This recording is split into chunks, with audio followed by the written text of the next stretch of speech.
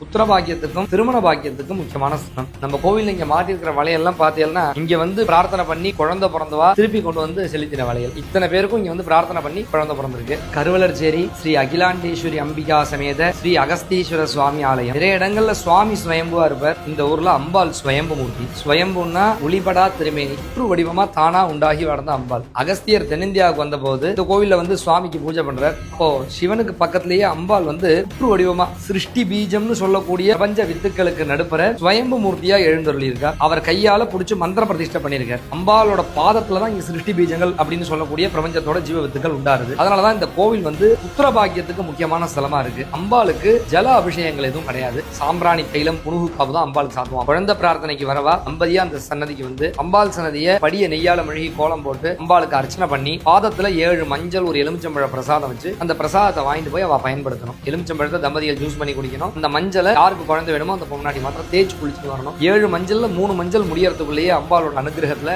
அவளுக்கு புத்திர பாக்கியமானது கிடைக்கிறது. அம்பாள்கிட்ட என்ன பிரார்த்தனை பண்ணிக்கணும்னா, வளகாப்பு போடும்போது 7 வளையல் எடுத்து வச்சுட்டு குழந்தைய அழைச்சிட்டு வந்து இங்க சன்னதியில இருக்கிற தொட்டில போட்டு ஆடுறேன் அப்படின்னு பிரார்த்தனை பண்ணிக்கணும். கோவில் நகரம்னு சொல்லக்கூடிய கும்பகோணத்திலிருந்து குருஸ்தலமாகிய ஆலங்குடி போற வழியில 5வது கிலோமீட்டர்ல மருதாநல்லூர்ங்கிற ஊர் வரும். அங்கிருந்து கிழக்க ஒரு 1.5 கிலோமீட்டர் தொலைவுல நம்ம கருவலர்ச்சேரி கிராமம் இருக்கு. கும்பகோணம் டு மன்னார்குடி பஸ் ஏறினா கூட அந்த மருதாநல்லூர் பஸ் ஸ்டாப்ல இறங்கி அங்கிருந்து 1.5 கிலோமீட்டர்ல வந்துடும்.